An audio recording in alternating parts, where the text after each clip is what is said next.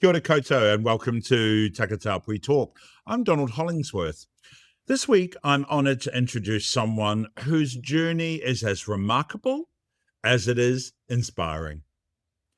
From growing up in Tokoroa to life in the Mormon faith to modelling in Paris, Italy and New York Fashion Week, Amanduh's story is one of courage, authenticity, and embracing the very things that make us unique. This conversation was so rich, so heartfelt, and full of laughter that for the first time on Takatāpui Talk, we've made it a two-part episode. So make yourself comfortable and join me as we begin the extraordinary life of Amanduh. Kia ora, Amanduh. Welcome to Takatāpui Talk. How Kia ora. are you? Kia ora. How are you really today? Today, we've had horrible weather in Wellington just of late, and today has been one of our finest days. So it's the best day to sit and speak with you, my love. Thank you. What about you, though? How are you really?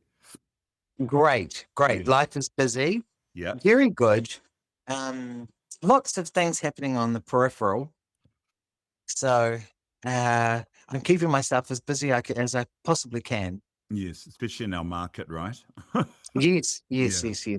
So I'm so pleased that you've joined me for this. I conduct the interviews where we really go through your life, because a lot of our viewers that we have are especially Takatāpui viewers, and a lot of them might be rangatahi age, which means, they're looking for answers, and am I the only one? Which I believe we all go through, but influences and all that sort of stuff through our lives is really important. So I'm so happy that you're happy to share with us.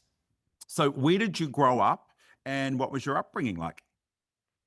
So I grew up in a very big family, a large family. There were 16 children and my parents. An incredibly loving family. 16 children. That's amazing. I love that. Yes, I think I'm the youngest of the children. And I think by the time my mother got to me, she coughed in the maternity lounge and went, "Can you wrap it and I'll take it home?" Grew up in Tokoroa.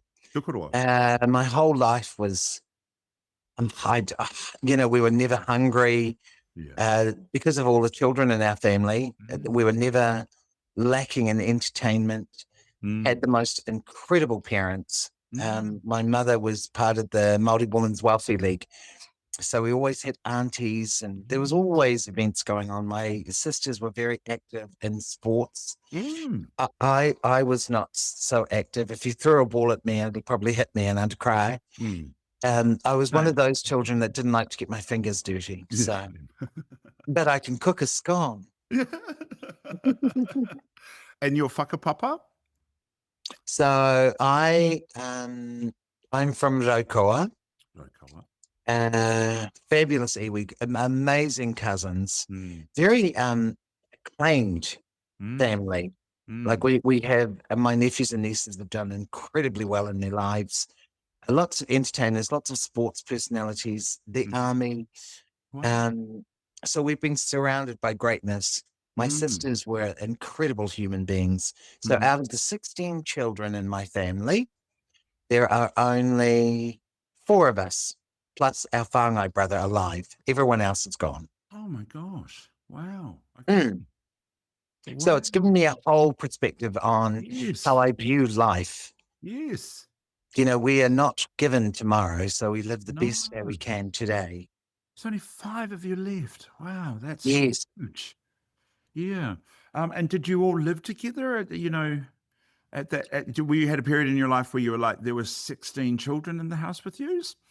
Oh no, it was never that gracious. It was always probably about 24, 25. Okay. So by the time I was born, when my mother was pregnant with me, my eldest sister was having her 4th child.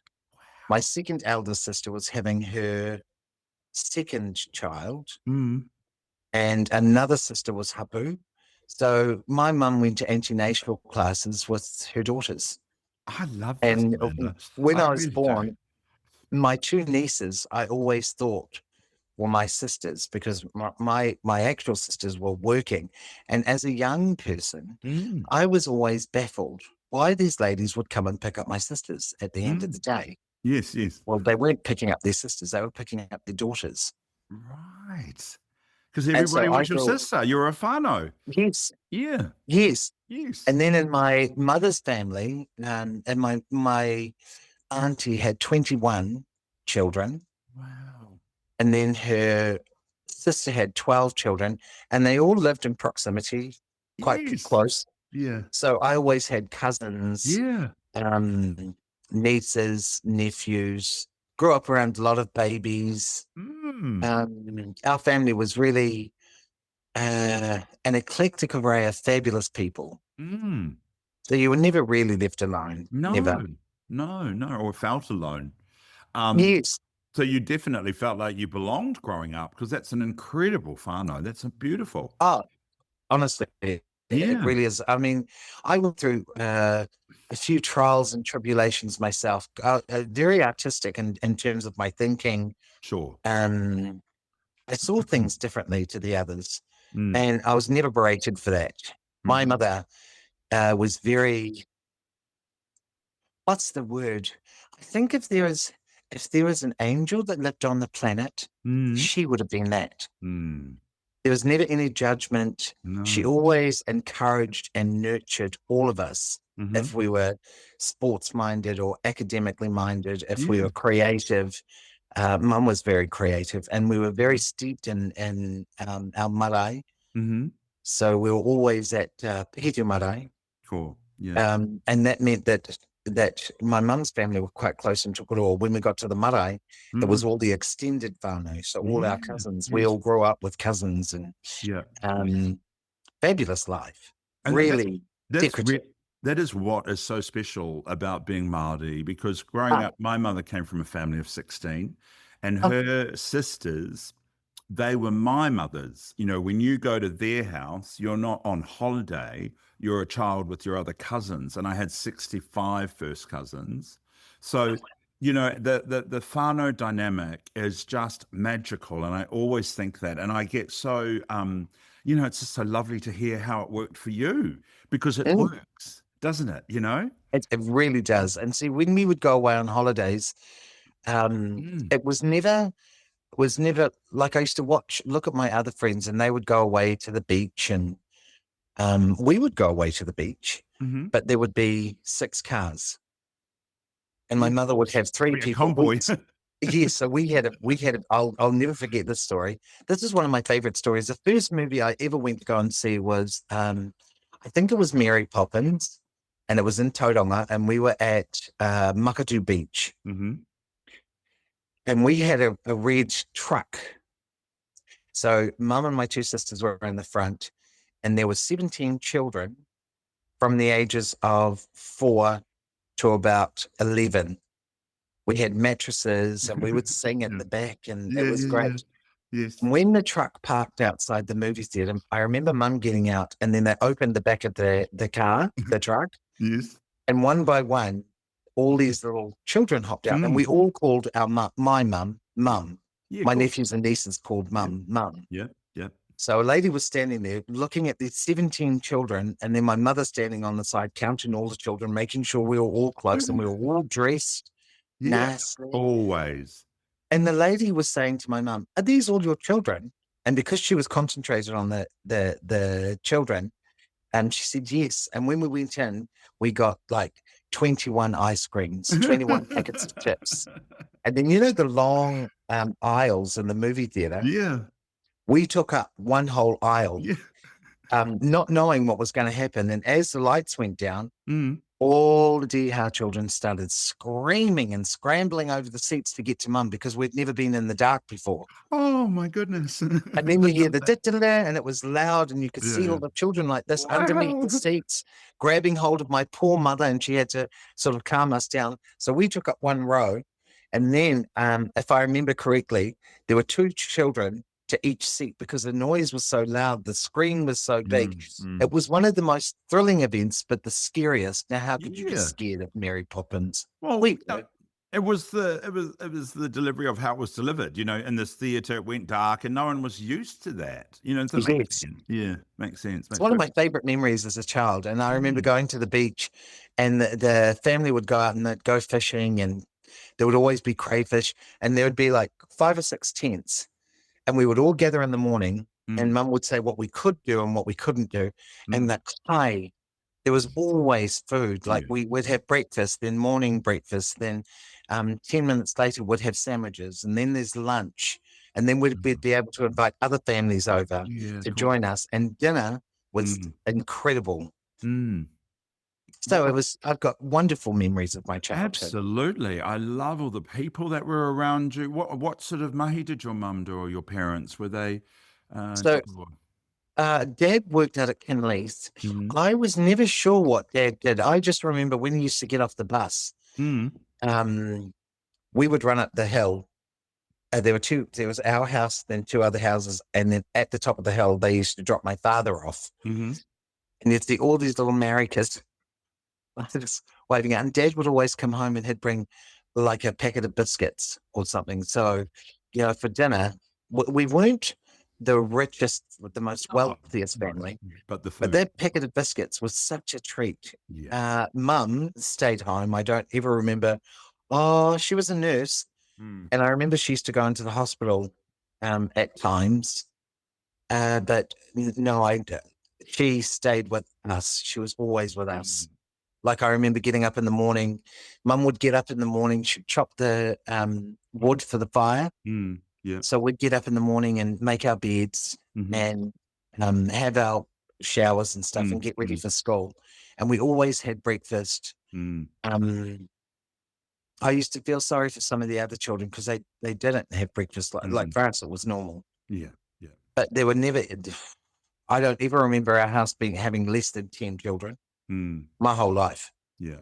I love that. So I was always around family, and our family stayed the same. Mm. We're just as close now, even closer. Once the brothers and sisters started to pass away, we sort of buffied their children. Of course. Yeah. So we've remained very close as a family. We're really, it's a wonderful, wonderful thing to be a part of. That's so beautiful. I love this so much. And I love it because it doesn't exist anymore. So, Mm. there's no way that a family can, or a whānau can do that, or not can afford to do it, Mm. And that's what's really sad because I was brought up that way myself, and it just doesn't exist anymore. Our families or our whānau have gotten so much smaller. So besides your mum being an incredible influence, did you have any other influences at that time? Oh, yes. Yeah. So my sister, Noli Ngātai Kupa, Mm-hmm. she started the first kōhango reo in New Zealand, Okay. and she attached herself to the kingitanga movement. So we had a lot of influence from her. She brought a lot of her knowledge home to the whānau.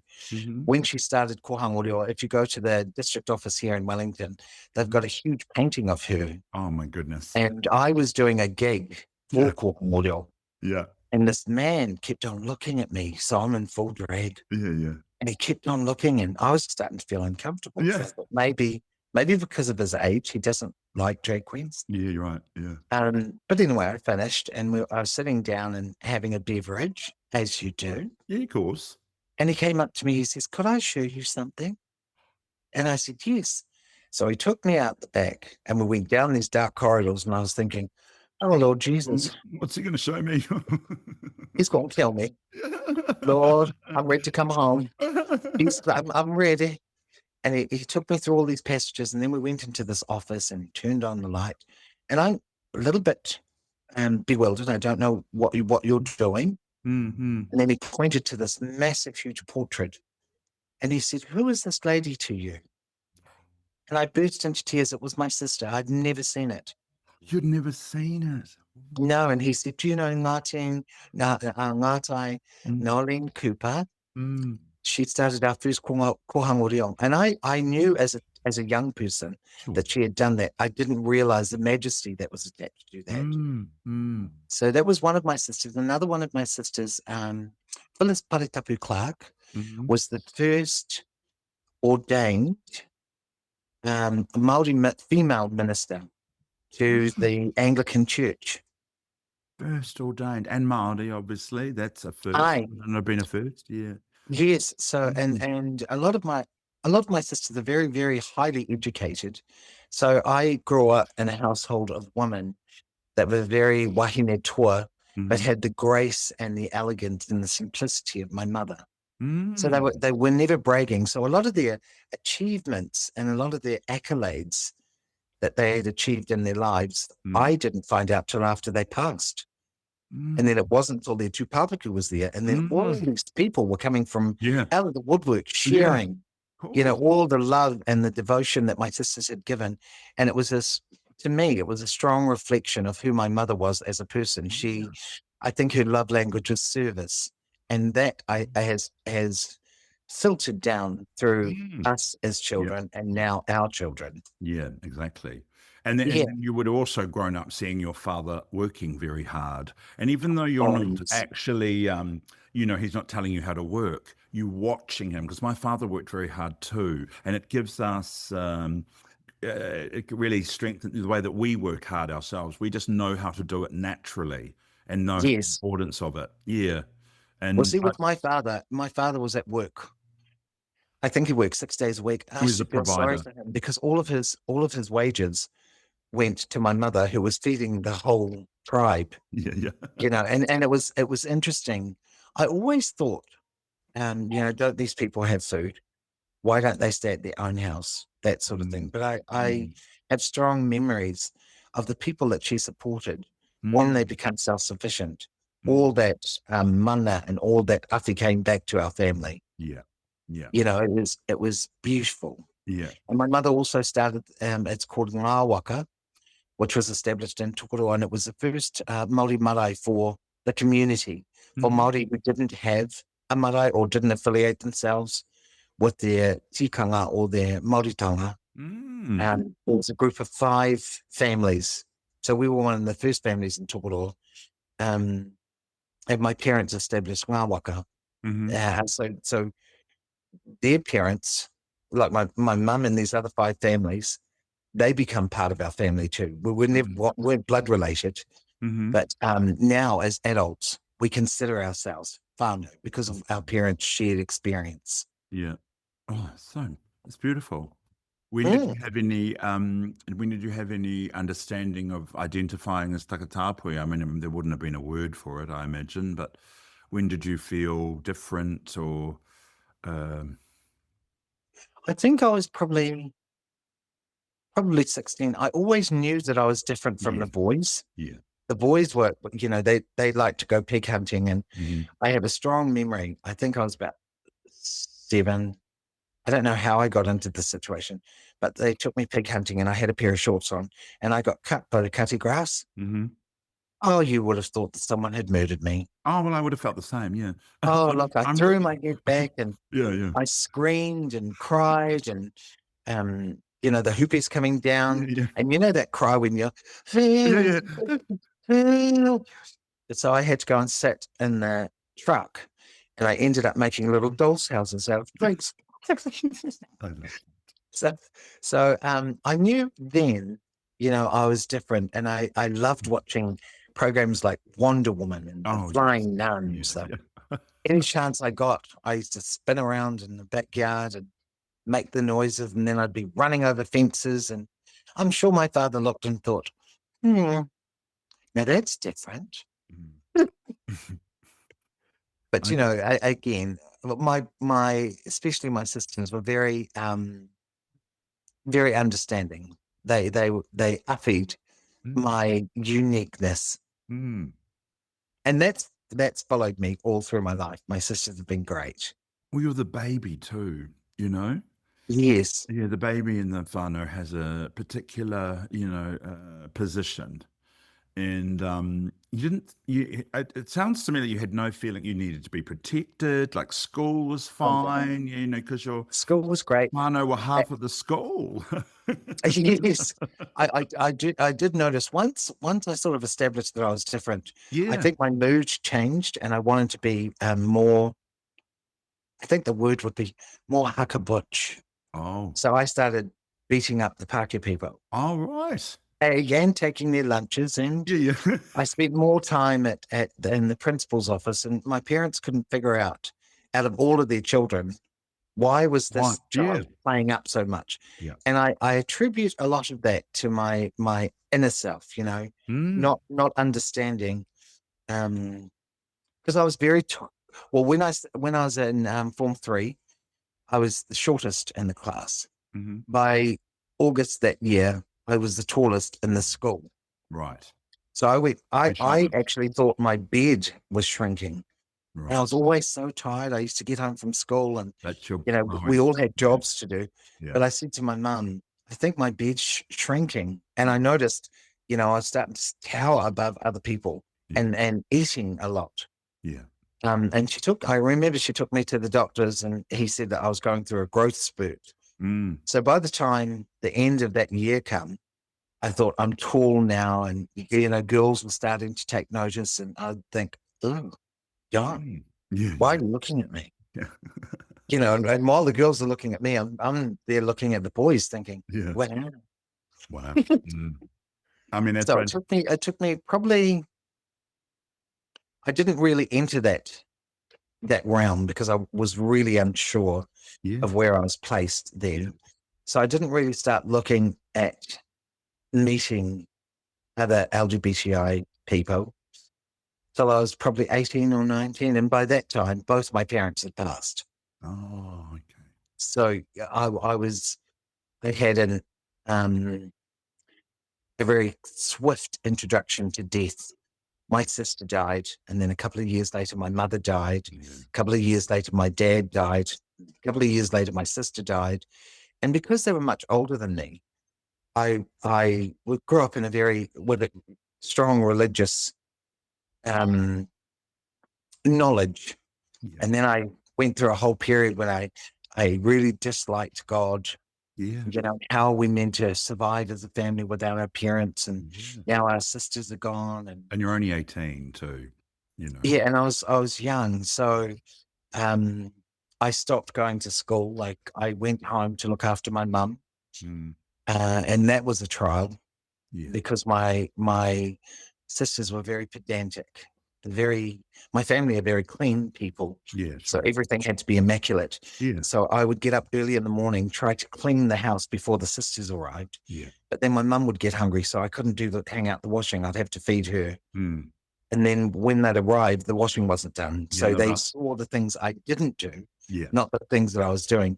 And this became a very strong, I think I went through a period of time where I stopped talking Mm. because I didn't know what to say and I didn't know how it was going to be received. Yeah. And I think my whole focus was, is this real? Mm. Is my mum going to die? Mm. Like, that's not real. Mm. Like, our family's too young, and Mm. how do we survive? And then I noticed my dad was still working. And I just saw age. Mm. I didn't understand that you get old and you can't do the things that you would normally do. And because my mother was so gave so much to our family, she couldn't as much. Mm. So I would try and be the back end person to all the things that she would want to do so that she could go and do the things that she all the things she would normally do, I would do. Mm. I would try to do. But because I was so young, Mm. I didn't really have a full understanding. So by the time my parents left, I thought, I've got to leave. I didn't know where my place was in the family. Well, see, also, from listening to from your story, is that or from your truth, from your history, is that Hmm. they were your identity. This Oh, father were absolutely. your identity. And so from what I'm hearing, it's like when they were starting to pass and get older, that's my identity. I identify as, this person's child, my parents' child. And now they're going to a place that I don't know or understand, and how, because you're being told in religious circles, as we all did, that there is this God. But why would he do that? Why would he take Exactly. your parents? Yeah, yeah. Yes. And so And I Takatāpui is not even entering your realm at that time, really. You just knew that no, you were different, and that's it. yes. Yeah, yeah. But you were still a part of this incredible whānau. Yeah. So when my parents passed, Yes. I realized I was in a very ambiguous situation. Most of my friends who were my age still had their parents. Yeah, right. If things failed, if they couldn't pay their rent, their parents paid their rent. Yeah. If they wanted a new car, their parents paid for the new car. Mm. I didn't have that luxury. No. And then I didn't want to be a burden on my family. And my older brothers and sisters, they were all married. They were all having children. Mm. And I thought, how do I live? Yeah. Like I need a skill set. Yeah. Yeah. So I moved here to Wellington, and From I got Tokoroa, you moved to Wellington? yes. Yeah. Okay. Um, What made you and move to Wellington from Tokoroa? Like, how did you choose that? Was there someone, who did you know? Anybody? I didn't know anybody, but I knew that the and this is just me. It was Yes. we've talked about this in my family, Mm. but they said, "Why did you go?" Mm. Because as soon as my mother had died, I thought, "Oh, I need to get away. I need to start living my own life," because I knew that I didn't have that backup Mhm. like my friends did. So I in myself, I thought I need to be independent. I need to get out. Other people were living in a flat. Mhm. Well, I didn't know how to live with other people because I'd only lived with my brothers and sisters. Mm. And I think this was a great catalyst because when I got my first flat in Wellington and I didn't know anybody, I came down and I think I got my first job was at KFC on Kent Mm. Terrace. And then I made a little friendship group. Yeah. I found that I'm Mormon, so I Mm. went to the Mormon church and Yeah. moved in with a family. And once I realized, I think I met my first gay friend, Brian Gibb, and he just lived such a fabulous life, Cody. As we do. He wore the most beautiful clothes, and I was like, "How?" Yeah. And then he took me to these clubs. I'd never been to a club before. I never drunk. I didn't smoke. I didn't drink coffee. I Mm. never used bad language. I was very polite. Um, but when I went to my first gay club, I was petrified. I thought the gates of hell were going to open up and I was going to be sucked inside. And I because he was such a good friend, I sort of overlooked the fact that he was homosexual. Of course. And I thought, oh, that's okay to have a homosexual friend, but Yes. gosh, those gays, Yes. they're all very hoity-toity, and I didn't grow up hoity-toity, No. and they spoke well, and they were educated, and I felt like I was looking at a whole lot of people that sounded like they grew up in Downtown Abbey. Yeah. Yeah, it's that And then I Aussie got thing in English, eh? yes, and then I got a job at Winds. I was an EO officer. Mhm. And that's when my life changed. Then I started getting money, and I remember going to work one day, and this lady stopped me Mhm. in the street, and she said, "Excuse me, yes, have you ever modeled before?" And I said, "No." And she said, "Would you like to?" And I looked at her, and I thought, my parents have told me about ladies like you, older woman trying to pick up younger man. Well, no, thank you so much, man. And she gave me her card. Mm. Anyway, I was at home and I was reading a book and her card fell out. My flatmate worked for a fashion agency Mm. and he looked at the card and he says, "Hey, where did you get this card from?" And I says, "Hey, this Parky lady. She stopped me while I was hopping on the bus and she said for me to be a model." And he just about fainted. Mm. And the agency was called CI1, Central Intelligence One. Okay. And he knew one of the bookers. Bookers, yeah. And he said, somebody stopped my flatmate. Mm.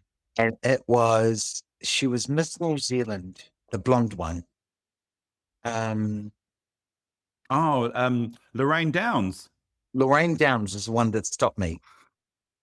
So they said yes. And the agency owner, I can't remember her name, it was too long ago, but she came out and she goes, "Are you talking about that tall Māori boy?" Because I had long hair. Mm. And he goes, "Yes, he's my flatmate." Mm. So they took me in and, I was all nervous, and he said, "You can do this." Mm. And then they said to me that I was going to be paid each time I walked on the catwalk. And my first ever gig was with Ray Barker's Menswear. Oh, yes. Yeah. Yeah. Yeah. And I would get $90 for every time I walked on the catwalk. Whoa. That was like $4 million.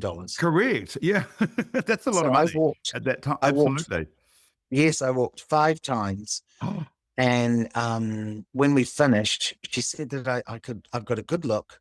I can walk well. Mm. But she said, "We're going to have to take you to elocution classes." Huh. Oh, I don't know what elocution classes are, because I have to talk like this. I'm from Tokoroa. Yeah. And they took me to elocution classes. They taught me how to eat with a knife and fork. And then they had a guy from La Maison de Capri that came over from Paris. Mm. And it was the first time that I'd done smoke-free fashion awards in Oaks in Paris. Mm. So my life completely changed. Yes. I went from, they used to call me Flax Wow. in Wellington. Wow. Okay. When I saw an escalator, an escalator. Yeah. This was the first year that I was in Wellington. I'm looking down the bottom and I'm looking at my friends and going, "Oh, what a stink job." "What do you mean?" "The fellow that's under there on the bike and he's pedaling. Yeah. Yeah. Like the seats go around." That's what I thought how that worked.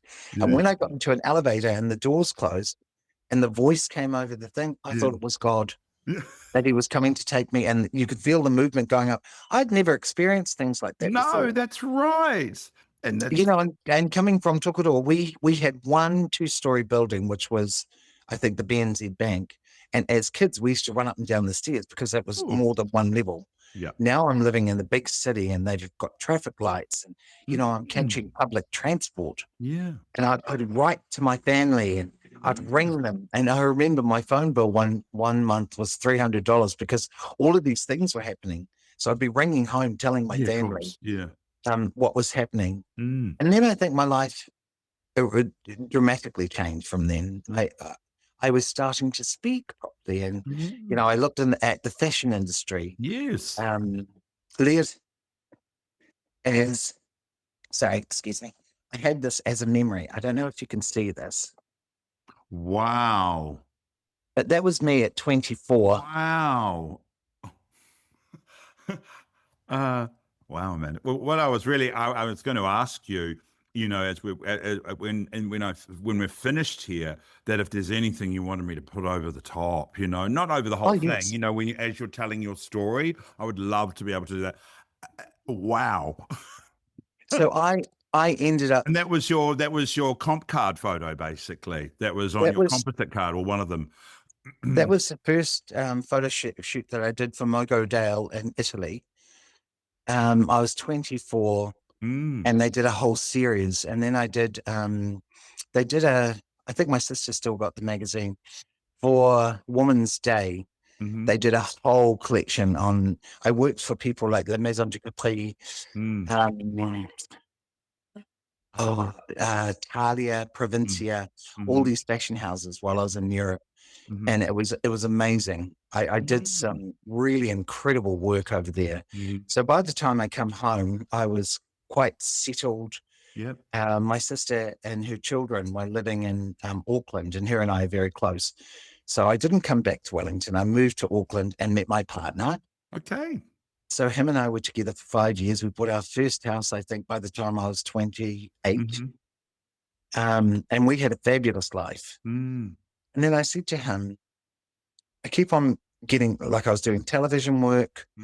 I did Xena, Shortland Street. So the trajectory of my life had changed quite dramatically. I'd gone into the arts, not really knowing where I wanted to be. I dreamed about going back to Europe and modeling. And then I said to him one day, I'd like to go back. And he said, "Well, why don't you go for 6 months and I'll, settle up here and come over." And while I was away, he met somebody. Okay. So I came back. And when you love somebody so much, I was happy in a way because that left me free to go back. Sure. So we left on really good terms. He's such a wonderful boy, wonderful man. And then I went back and lived in the States for about 3 years. Then I moved to Montpellier in the south of France and lived there for about 5 years. So then I learned to speak languages and got jobs to some incredible fashion houses and traveled extensively. And then I thought, oh, this is good. I like all of this. And I love the fashion industry. Yeah, absolutely. But I thought, you know At what? that time, it was also it was a great industry. When you're talking about working on a catwalk and you're getting $90 a show, I mean, it's not like that now. And, especially male models, I mean, they are literally taken advantage of today. And that's why, we grow out of the fashion industry. And also you and I being involved in it at that time, it's not like that now. I do remember distinctly. If you weren't blonde or blue-eyed, Yeah. you didn't have a Right. chance. So you really had to work hard. I remember I'm But you 6 would have been foot. exotic. Yes, well, I was 6'4", Yeah, and yeah. I was lucky if I ever got heavier than 87, 89 Right. kgs. Okay. Yeah. So, I was always watching my food. And then I thought, oh, I'm a bit tired of this. I enjoyed the life. I loved living in Europe. But I came home. Yeah. And I thought, the family's growing up. Yeah. My brothers and sisters are getting older. They're not going to be here forever. But at least I had established myself, and I lived a good life. Yeah. I'm very happy in my life. And you would have had wonderful stories, right? Oh, look, Come they're home quite to. extensive. And when you talk about your parents, especially your mum, they would have been so proud, but they would have also been with you the whole time. Oh, there were times definitely when I was away where you really I thought about, the tikanga of growing up Māori, and the way that we awhi other people, and the way that we are so gracious in terms of, you could have 2 potatoes, but if someone's coming over to your house, you cut them up into chips. Yes, of course. Yeah. Yes. Yeah. She always knew how to do that. Yeah. And you Yes, learned how to do that too, just from being there. yes, and Yeah. I sharing stories about New Zealand, and I definitely became an advocate for our country, because I think New Zealand was, even at that time, was such an amazing country. They didn't have the poverty that I witnessed in some countries. I never ever saw it in our own. But I thought, I've lived that life now, and I want to come home. Yeah. Yeah. But growing up, it would have seemed normal to you, wouldn't it? And I used to see poverty too, and it's quite normal. It's not until you sort of escape, actually, no, it wasn't that normal, the poverty or the, and the drinking, the parties in the garage, it's like, that's how we were brought up, but it's not how other people do, and Well, this is a thing. I was in France, and they said that there was this New Zealand movie coming out that had been adopted in French. And it was called Once Were Warriors, and it's about Māori people. And I thought, oh, how great. So me and a big group of friends, we went, and I looked at it and I was dumbfounded. And they were looking at me thinking, Is oh, this your life? well, did you come from this? And I said, no, Yeah. we didn't have that. Like, No. I Because don't you were ever, Mormon, like you said, you were Mormon. So yeah. but I think lot of my mother safety was in that. very conscious. Yeah. Whenever there was drinking, the drinking was always taken away from our house. That wasn't a big, from my memory. My older brothers and sisters see it differently. They remember having parties. I remember there being lots of singing with my cousins, but I do remember alcohol bottles, and then we were put to bed. So we'd lay in bed and would listen to all the songs and all the talk. But I don't ever remember the violence that was portrayed in Once for Warriors. I don't remember the continuous drinking. I think we had one auntie that used to drink a lot, and I just thought she was, autistic or Down syndrome or something, because she didn't speak properly. It was because she was poaching at the time. But I didn't have an understanding of that, and I definitely didn't have an understanding of no food or, struggling to eat. That was never never in my life, not with my family. I love that so much. And Mm. I think that there is a certain shelter in Mormonism and certain religions too when you are brought up that way. And I understand it. And you weren't in it, you didn't have to fight it, I suppose. It was just until your parents were going that you were like, oh, where is God now? Um, Yeah. so you've mentioned, your boy and Amanda personas, they can be separate. Can you tell me about that? So when I first arrived home, Yeah. I was offered a job in Auckland, but I had a friend who I found out was a cousin related that was in Wellington, and he says, "Hey, come down to Wellington and move down here." And I thought, I lived in Wellington and I love Wellington, and I didn't really enjoy Auckland other than living with my sister. I love being with her. Sure. So I said, "Oh, look, I'm just going to go down to Wellington and see what happens." So I got down here and I got a job at Lighting Direct. Think Lighting, I love it. think Lighting In the Direct. showroom. Yeah. Yeah. And then on the weekends, my friend that I modeled with, actually, he was the manager of Satori. Mm-hmm. So I used to go and work for Satori Menswear. Only to get the menswear. Only to get their clothes. So I said, "Oh, you don't have to pay me, but can I get each collection, each season, can I have a wardrobe?" So that was great. And while I was down here, there was a queen here called Paris. Quite the stunning, quite the magnificent, very thin. She had this sense of grace and style that, I sort of looked at her and I thought, are you a boy or are you a girl? I couldn't tell. Mm-hmm. And anyway, she said, "Listen, Georgina Byam is nominated as a candidate for Parliament. So we're going to do a drag show. Mm-hmm. Can you do the choreography?" And I was like, "Yes." Mm. So I went and did the choreography, and one of the drag queens got beaten up by her partner, so Right. she couldn't do the show. Yeah. And because I'd done the choreography, she says, "Oh, Cuddy, could you put on a pair of high heels?" And I was like, "No." And she said, "Just put on some high heels and we'll do some makeup." And I've got size 12 feet, and the biggest shoe that they had was a size 10. Oh, right. So my feet look like little pork choppers Over shoved the into edge. this tiny little Yeah. crevice. Oh, you poor And I thing. got up and I did the show, and I thought all the accolades Mm. I thought, gosh, this is great. Mm. And Mel and Scott were there, and they said to me, "Oh, you should enter Miss Drag Wellington." Hmm. And I said, "Oh, what's that?" And they told me about the competition, and I said, "Oh, no, no, no. It's $3,000 attached to it." Where do I start? So how do I get into this? And they showed me the section. So Mm. I was backstage, really nervous. There were 12 of us, 12 Mm. contestants. And Polly Fuller was the MC, and she come back and she goes, "Hey, you, yes, what's your name?" "Adam." And she goes, "Your drag name?" And I was like, "I don't know. Adamina with a wiener. I don't know." And she goes, "Girl, you're a man." Yeah. Mm. And I was like, "Oh, Amanda." Ah, That's how Amanda came to be. that's how she came to be. Wow. So when we finished, there were 4 of us on stage. And I honestly thought this girl, Mia Supreme, I thought she was going to win. She's stunning. Her costumes are amazing. Beautiful girl. They called out the 3rd place winner, 2nd place winner, runner-up, and runner-up was Mia Supreme.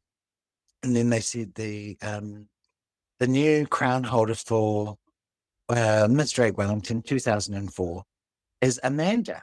And I'm clapping on stage and I'm looking at the girls going, "Yay." And they were looking at me going, "What's wrong with you?" And I was just, "Oh, who won?" Because I'd never been called Amanda before. Oh, right, of course. Yeah. And I was unfamiliar with that name. So when I won, I thought, "Oh, this is great." And I took the money and bought a huge bottle of Magnum of champagne. And Oh, lovely. I got my first wig and my first pair Yeah. of heels that actually fit. Yeah. It was incredible. Then I had to sign a contract, and it meant for a year, Mm-hmm. I was obligated to go to all these LGBTI events as Amanda. So I had to get a whole wardrobe, Yeah. and that's how Amanda was born. And Ta-da. that's fabulous, really. What a wonderful story. Isn't Yeah. it? That's just perfect. And Yes. did you enjoy the work that year? Did you? I remember I was asked to represent the LGBTI community when the Bolshoi ballet, the Russian ballet, came to town. And I was thinking, what do you wear to a ballet? I've been to ballets before, but as a drag queen, what do you wear? And there was a place called Gardens in Thorndon. And the lady there, she got in touch with me and she said, look, come into it's like a bridal store. So I went in there and they put on this beautiful twisted tulle and organza dress, something that I'd never in my life envisioned wearing. And because I was tall and skinny, fit every portion of my teen, and then a friend of mine did my wig and they had a crown. So when I went in, there was lots of photography and it was in the newspaper. And I started thinking, I'm not getting paid for this, but I'm injecting a lot of my personal time. How do you get paid for it? Yeah, of course. And then I found out you could do shows. Yeah. So every show I did, if I got paid $50, 30 of that would go on the Queen, 20 would go into the bank. Right. Yeah. And then after a while, I become really accustomed to being around our people, our community. And me and my cousin, the one that I moved down with, his name was Ricky, but her name was Raquel. And she says, I'm sick of being with gay people. Why don't we go out to Courtney Place? And I said, no, because they said that if we leave, our community, we'll get bashed up. Drag queens get bashed up down there. And she said, Gil, we're 6'12". Who's going to bash us up? Yeah, true. Yeah. So we walked down Courtney Place and made friends with all the bartenders and all the bouncers. And then we started getting corporate work. So the $2.95 we got paid from our community, that was good money.